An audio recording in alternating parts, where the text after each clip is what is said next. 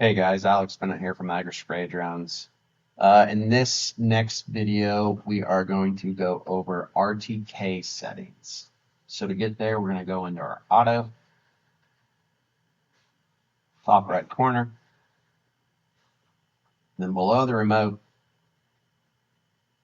we have our RTK settings.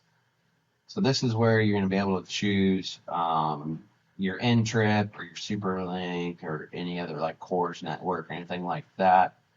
For N-Trip, so if you guys are using, like a DigiFarm or a Cord or something like that, we're going to select that.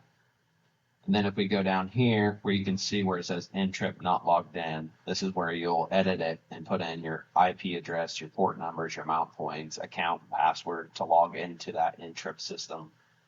Up in this middle part, this is where it's just going to show you your accuracy, your number of satellites, and all that good stuff. So most guys are, you're going to either use an N-Trip or the SuperLink, the EA Vision SuperLink. If you're not running any of those, just make sure your RTK source is basically that says disconnect, and that's all you need to do.